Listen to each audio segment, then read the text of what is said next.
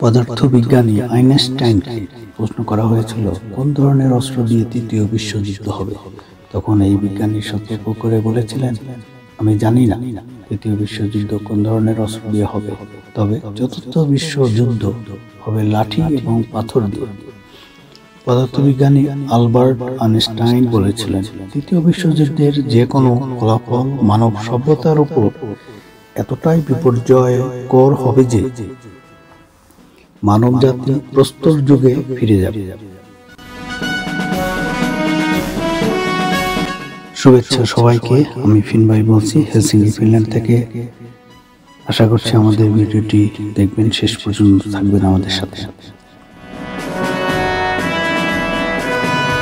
ইউক্রেনের সাবেক সেনাপ্রধান ভ্যালেরি ঝালুঝনি বলেছেন, ইউক্রেন যুদ্ধে রাশিয়ার স্বৈরশাসক মিত্রদের সরাসরি অংশগ্রহণ ইঙ্গিত দিচ্ছে তৃতীয় বিশ্বযুদ্ধ শুরু হয়ে গেছে।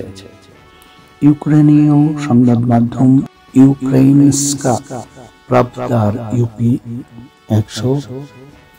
100 পুরস্কার বিতরণী অনুষ্ঠানে ঝালুঝনি এই মন্তব্য করেন।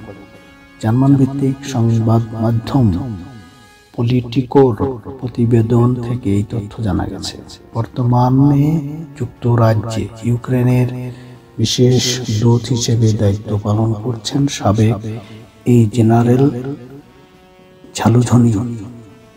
তিনি বলেন, আমার বিশ্বাস 2024 সালে আমরা নিশ্চিতভাবে বলতে পারি যে তৃতীয় বিশ্বযুদ্ধ শুরু হয়ে গেছে। তিনি এমন এক সময়ে এই মন্তব্য করলেন যার মাত্র কয়েকদিন আগেই তার দেশ রাশিয়ার মার্কিন ও ব্রিটিশ দূরপাল্লার ক্ষেপণাস্ত্র দিয়ে আঘাত হেনেছে। সম্প্রতি ইউক্রেনে নিপ্রো অঞ্চলে একটি নতুন ব্যালিস্টিক ক্ষেপণাস্ত্র ছোড়ার পর রাশিয়ার প্রেসিডেন্ট ভলোদিমির পুতিন বলেছেন তার দেশ নতুন ধরনের আরও শক্তিশালী ক্ষেপণাস্ত্র মজুত করেছে এবং সেগুলি ব্যবহারের জন্য সম্পূর্ণ প্রস্তুত। পুতিন বলেন, ওরেশনিক ক্ষেপণাস্ত্র আকাশ সুরক্ষা ব্যবস্থায় আটকানো যাবে না। তিনি এই ক্ষেপণাস্ত্রের আরও পরীক্ষা চালানোর প্রতিশ্রুতি দিয়েছেন। এমনকি যুদ্ধের মধ্যেও ইউক্রেন যুদ্ধে এই সপ্তাহে নতুন করে উত্তেজনা বেড়েছে। প্রথমবারের মতো যুক্তরাষ্ট্র ও যুক্তরাজ্যের সর্বকালা দূরপাল্লা ক্ষেপণাস্ত্র দিয়ে রাশিয়ার মূল ভূখণ্ডে আঘাত হেনেছে কিয়েভ। রাশিয়া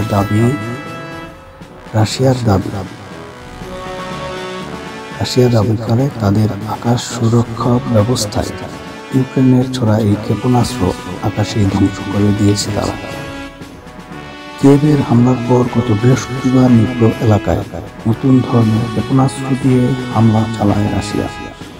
ভলোদিমির জেলেনস্কি পশ্চিমা মিত্রদের কাছে ইউক্রেনে আরও আধুনিক আকাশ সুরক্ষা ব্যবস্থা পাঠানোর কথা বলেছেন। গতকাল শুক্রবার ভাষণে পুতিন বলেছেন,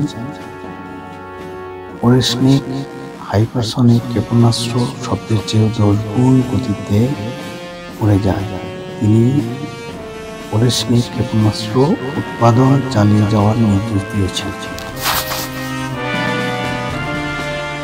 নিপ্রোতে বৃহস্পতিবার হামলার সময় রাশিয়া একটি আন্তঃমহাদেশীয় ব্যালিস্টিক ক্ষেপণাস্ত্র ICBM ব্যবহার করেছে বলে দাবি করেছে কিয়েভ। বলা হয়েছে, যদি এ দাবি সত্যি হয় তবে 2.5 বছরের বেশি সময় ধরে চলা এই যুদ্ধে এই প্রথম রাশিয়া ICBM ব্যবহার করল। ইতিহাসেও কোনো যুদ্ধক্ষেত্রে শক্তিশালী এই ক্ষেপণাস্ত্রের প্রথম ব্যবহার হবে এটি। কিয়েভের এই দাবির কয়েক ঘন্টা পর রাশিয়া ওরেশনিক ক্ষেপণাস্ত্র ব্যবহারের কথা জানায়। এটি রাশিয়ার নতুন ধরনের একটি মাঝারি পাল্লার ক্ষেপণাস্ত্র।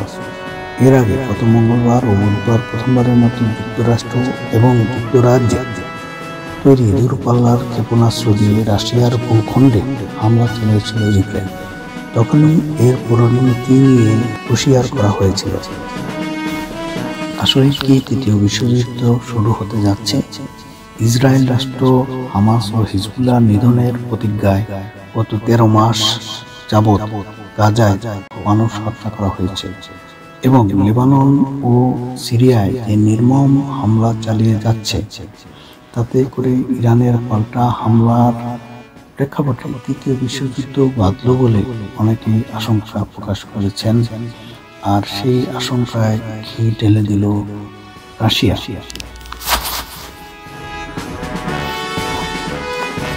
রাশিয়ার প্রেসিডেন্ট পুতিন বলেছেন তার দেশ ইউক্রেনের রণক্ষেত্রে নতুন হাইপারসনিক ওরেশনিক ক্ষেপণাস্ত্র পরীক্ষা চালিয়ে যাবে।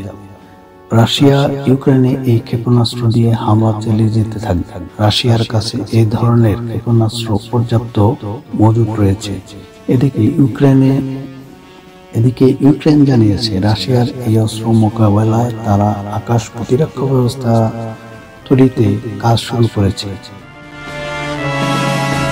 ইউক্রেনে আন্তঃমহাদেশীয় ব্যালিস্টিক ক্ষেপণাস্ত্র ICBM দিয়ে হামলাটি বৃহস্পতিবার ইউক্রেনের পূর্ব অঞ্চলীয় নিপ্রো শহরে চালানো হয়েছিল বলে দাবি করেছে কিয়েভ।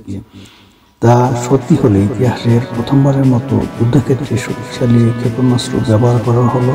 তাই এই হামলাকে নজিরবিহীন হামলা বলে উল্লেখ করেছেন বিশেষজ্ঞরা। শুধু নজিরবিহীন নয়, ICBM international continental ballistic missile ব্যবহারের মধ্যে দিয়ে 2.5 বছরের বেশি সময় ধরে চলা ইউক্রেনের যুদ্ধের সম্পূর্ণ নতুন মাত্রা যুক্ত হলো।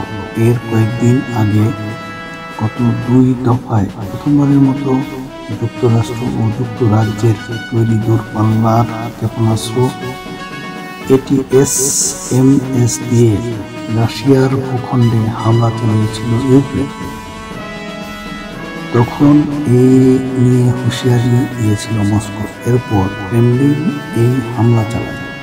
ইউক্রেন মার্কিনীদের তৈরি ক্ষেপণাস্ত্র দিয়ে রাশিয়ার একটি অস্ত্রাগারে আঘাত করেছে বলে জানা গেছে।